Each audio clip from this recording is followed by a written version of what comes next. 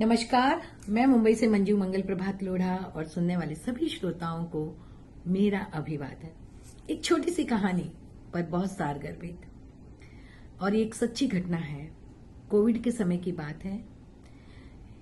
एक छोटी सी फैक्ट्री का मालिक, जिसके यहाँ पर 20 से 25 लोग कार्य कर रहे थे, उन्होंने सबको बुलाकर कहा कि अब मैं तुम सबको काम पे नहीं रख सकता।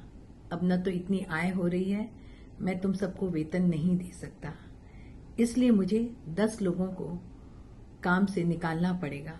मुझे इस बात से बहुत दुख हो रहा है, लेकिन मैं क्या करूं, मैं भी मजबूर हूं, क्योंकि मैं तुम्हें वेतन देने में सक्षम हूं ही नहीं।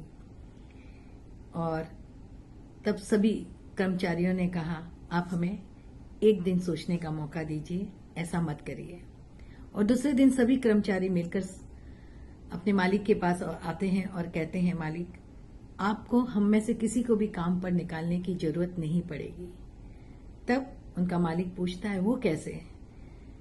तब वो सब मिलकर कहते हैं कि आप हम सबको मिलकर जितना वेतन दे सकते हैं उतना ही दीजिए, हम सब उसको आपस में बांट लेंगे और हम में से किसी को भी नौकरी छोड़कर नहीं जाना पड़ेगा। हम सबका घर वैसे ही चलेगा। हम सब मिल बांटकर उतने ही वेतन में जितना कि आप हम सबको देंगे, हम सभी काम चला लेंगे।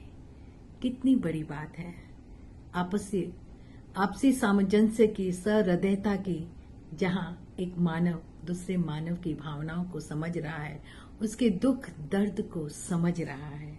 तो सबने मिलकर एक कोशिश की और वो कोशिश कामयाब हुई कि 10 लोगों को उस कोविड के समय में घर नहीं बैठना पड़ा, बिना पैसे के नहीं रहना पड़ा।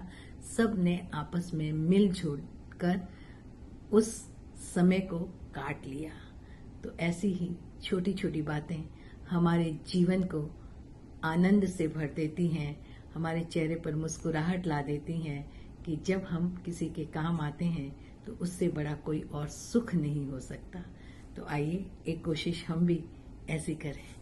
नमस्कार। जय जिनेंद्र, जय हिंद, भारत माता की जय।